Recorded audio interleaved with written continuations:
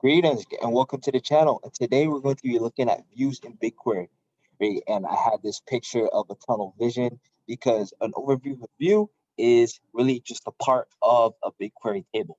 Please like, share, and subscribe. And most importantly, reach out to me in the comments to receive help as well as give me help as we go for our jobs, certifications, or you just want to hone our skills. Link to the lab and link to social media will be posted in the video description.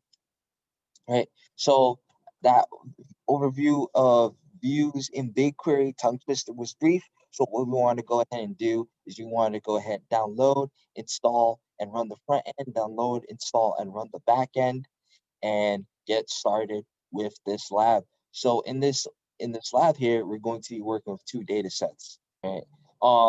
Views data set and authorized view data set. And in the front end, really the only thing you're going to be worried about filling out is the email and possibly the table. Really, there's support to provide for the source URL where the data is going to be downloaded from and the queries as well. But this lab allows you to get a bit more interactive with creating tables and views. Say, for example, if you want to use these, then the backend will certainly oblige. Let's first start working on creating a view. All right, we're going to go here, go into our backend, update an environment like so.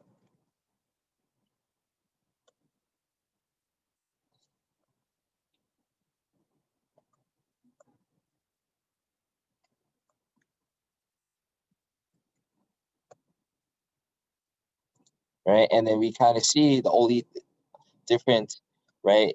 Like I said, table is a view is part of a table. The only difference that we have here is that we provide a query. Right, so let's go ahead and you can see that our input for table we have it's already populated like so. So what I want to go ahead and do is I want to go ahead and have this table created.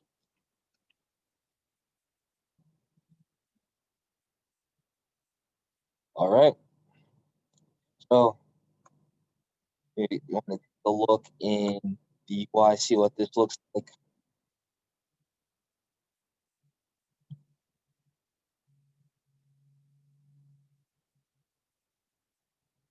Right, and I see that they have new preview features. I'm not going to take a look at that yet. So we have our target table here.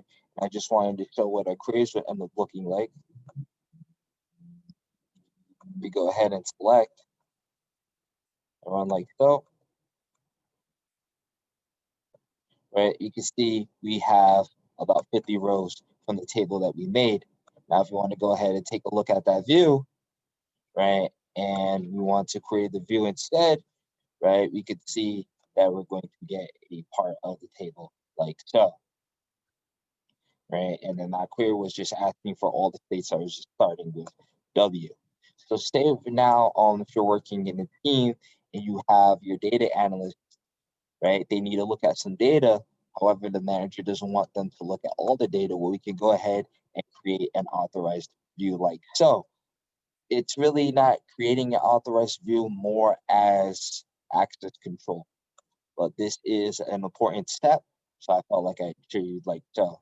What would happen is that the data set for the view and the table, if you could see, I set them up to go in different places because if the view and the table were in the same data set, unfortunately, your coworker would have access to the table, which would defeat the purpose.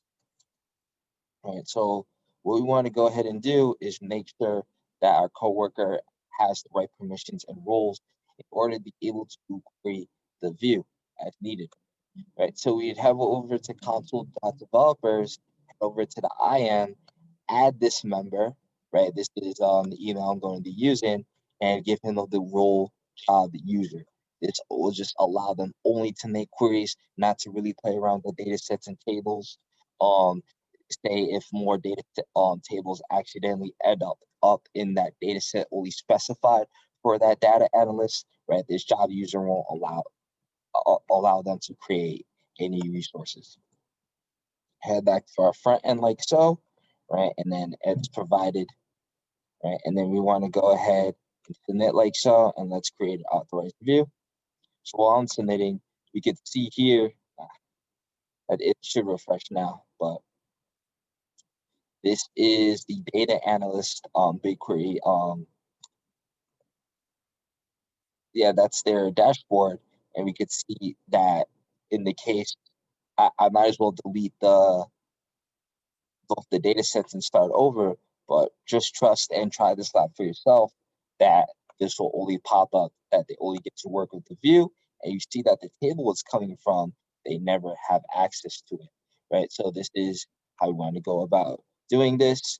And right, our front end kind of explains that the view has access to the source table. That means that this data analyst at this Gmail, Philly Gmail, will definitely be able to work with the view. So now let's say, for example, we want to go ahead and list the views, right? There's just a simple which is a neat property, which is done in Python. I definitely love code when it's very neat and simple. If you just want to go ahead and list your views or just show you an example, right? We just point out if the table type is a view, then we go ahead and get that view like so. So let's head to the front end and see how it goes about. And then I made them all with the same query just to be keen on time, right? So we have 3 views we could go ahead and work with, right? Want to refresh both of them if they actually come up in the analyst um, dashboard.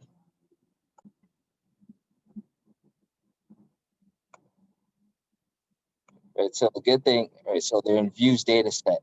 So they're coming up in the right data set where I wanted them to be created, and we're getting all our views back, right? As listed in the front end.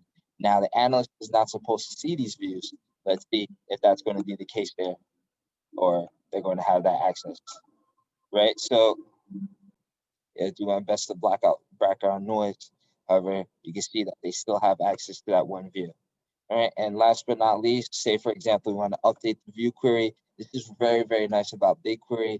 Because when BigQuery, once you create something or you add something to the table, you can't really modify or remove it. If you want to do that, you have to create something new.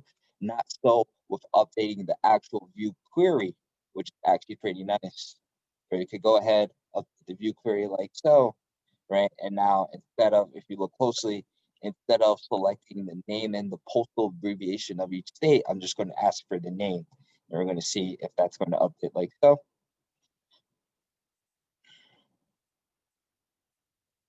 All right, so now we've updated the view. If we want to head back to that view, right, we run the query, right, now we just get the names. We just get the names of those states. Right, and then authorized, and since it's authorized, let me see if an analyst gets an updated view of the query as well. So create a view, and then this new layout I really don't like because you can't get rid of some of the columns that you don't need to look at, and the new tabs that keep coming up. It's really, I don't really find any use to that. But okay, great. I seem to have gotten it to work. I know everyone saw the error. Don't panic. The issue was it usually needs to be admin. This is why I always say, this is why we don't talk about permissions and roles too much, because when it boils down to it, it probably needs admin resources anyway. You definitely want to for security. You definitely want to make sure things are locked down, but just because it's a create job, you think you only need to create jobs. There's just a lot of factors that go into it as well. And at the end of it, usually, you have to look at security in other places. Really, I love permissions and roles, right? But they're really not effective because at a granular level, say if you want to do something minor, that means a whole new matrix of new permissions that have to come into it. But that's what we need. We need this we need our data analyst to now have admin account, and then probably spend a lot of time trying to figure out the exact permissions that they need. to create that custom role so that it won't limit them to get anywhere else inside. Because now if I go ahead and create a table, let me see if this will work, right? See, I get to create a table like so, and not allowed that to create the table, and we hit create table, and not allowed, right? You see that, it's up and down sometimes, right? So definitely want to figure out other ways. But other than that, that is the end of this lab. Thanks for watching. Please like, share, and subscribe. Most importantly, reach out to me in the comment section. Receive help, give out help. Link to the lab video description and social media will be posted in the video description as well. Thanks for watching.